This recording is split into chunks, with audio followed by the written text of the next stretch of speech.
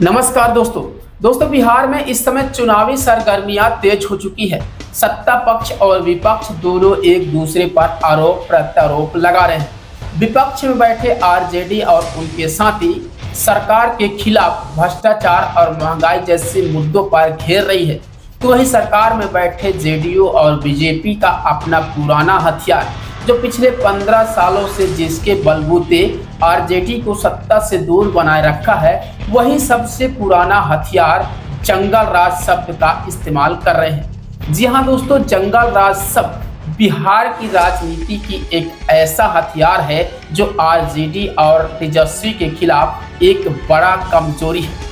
आज के इस वीडियो में हम आपको बताएंगे कि आखिर बिहार की इस राजनीति में जंगल राज शब्द कैसे आया और कैसे लालू प्रसाद यादव और उनके पार्टी के दामन में कैसे चिपका। आज के इस वीडियो में आपको पूरी डिटेल्स के साथ बताएंगे।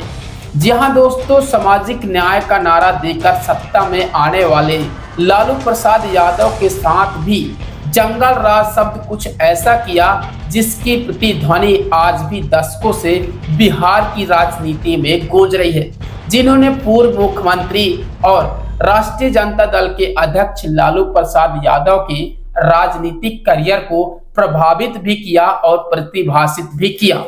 आइए जानते हैं कानून के राज का खत्म होने का आभास देने वाले इस जंगल राज शब्द की उत्पत्ति कैसे हुई और बिहार की राजनीति में कैसे आया और आरजेडी के दामन में कैसे चपका।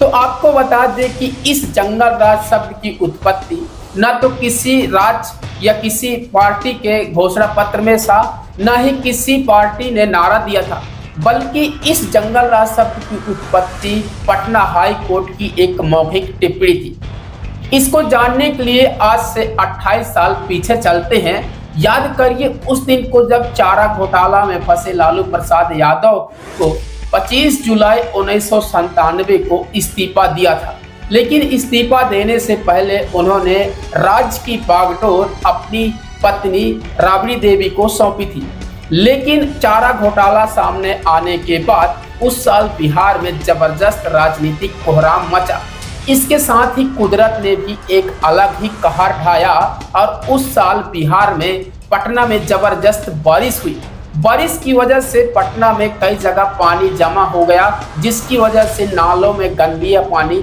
जमे रह गए। इसको लेकर एक सामाजिक कार्यकर्ता ने पटना हाई कोर्ट में एक याचिका दायर की और इसी याचिका के सुनवाई के दौरान पटना हाई कोर्ट ने एक टिप्पणी की थी जो एक आज राजनीतिक मुद्दा बन गया और आज आरजेडी के खिलाफ सबसे ज्यादा उपयोग किया जाता है। दरअसल इस केस का सुनवाई करते हुए पटना हाई कोर्ट ने एक टिप्पणी की थी और कहा था कि बिहार में राज शासन नाम की कोई चीज नहीं है, यहाँ जंगल राज कायम है। यहाँ मुट्ठी भर भ्रष्ट नेता भ्रष्ट नौकरशाह प्रशासन चला रहे हैं। दरअसल ये टिप्पणी हाई कोर्ट की न तो किसी राजनीतिक मुकदमे की थी, न कोई आपराधिक मुकदमे की थी, बल्कि यह टिप्पणी पटना में जगह जगह जमा हुए गंदे नाली को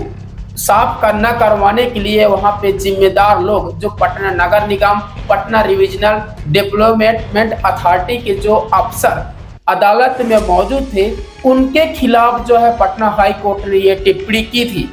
लेकिन कुछ लोगों ने इसे राजनीतिक मंच देना शुरू किया और इसे लालू शासन के साथ जोड़ते गए और आज धीरे धीरे एक बड़ा मुद्दा बन गया। इस जंगल राज शब्द को लालू शासन के साथ कैसे जोड़ा गया और कौन से लोग जोड़े, इसके बारे में भी आप जान लीजिए। तो सबसे पहले आपको बता दें कि चारा घोटाला सामने लाने में बीजेपी के एक दिवंगत नेता श्री सुशील कुमार मोदी को जाता है, जिन्होंने चारा घोटालों को सामने लाने में बड़ा रोल निभाया था और इसके साथ ही उन्होंने इस जंगल राज शब्द को भी कैपिटलाइजेशन का श्रेय भी उसे ही जाता है। जो बीजेपी नेता थे उस समय बिहार में बीजेपी कमजोर था, तो उन्होंने आरजेडी के खिलाफ एक ऐसा नैरेटिव सेट किया जो इस जंगल राज शब्द को उपयोग करके उन्होंने एक ऐसा राजनीतिक मंच दिया जो धीरे धीरे लालू यादव के राजनीति में और लालू यादव के पार्टी के साथ हावी होते गया और आगे चलकर उनके खिलाफ एक बड़ा मुद्दा बन गया।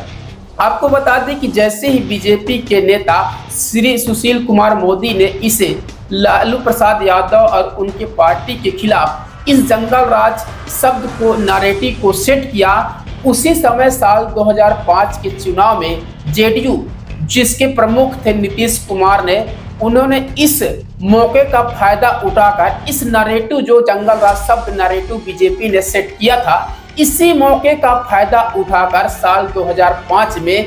आरजेडी राष्ट्रीय जनता दल और लालू प्रसाद यादव के खिलाफ कुछ इस तरह से इस हथियार का उपयोग किया, जंगल राज शब्द को कुछ इस तरह से नैरेटिव किया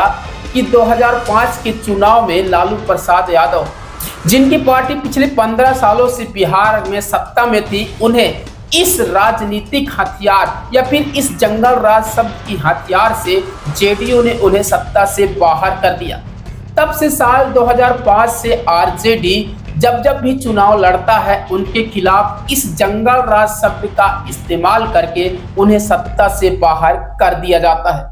इस राजनीतिक मंच देने का श्रेय बीजेपी को भले ही जाता है, लेकिन इसका फायदा नीतीश कुमार ने उठाया और साल 2005 के बाद फिर आरजेडी को कभी सत्ता में आने का मौका ही नहीं दिया। साल 2015 में एक ऐसा मौका आया था जब जेडीयू और आरजेडी ने मिलकर महागठबंधन की सरकार बनाई, लेकिन गठबंधन में जेडीयू ने किनारे हो गया और बीजेपी से मिलकर सरकार बनाई और एक बार फिर से आरजेडी को सत्ता से बाहर कर दिया। इसके बाद जब भी चुनाव होते हैं तो बिहार में इस जंगल राज शब्द की गूंज जरूर सुनाई देता है। तो इस बार के चुनाव में क्या माहौल रहेगा, क्या इस जंगल राज शब्द जो जंगल राज नैरेटिव है आरजेडी के खिलाफ चल पाएगा या नहीं चल पाएगा, ये तो आने वाला समय ही बताएगा। लेकिन इस बार का चुनाव का मुकाबला थोड़ा अलग है, क्योंकि इस बार डायरेक्ट मुकाबला नहीं बल्कि त्रिकोणीय मुकाबला है, क्योंकि इस साल बिहार में प्रशांत किशोर की पार्टी जन सुराज भी पूरी तैयारी के साथ उतर रही है। तो दोस्तों, क्या लगता है कि इस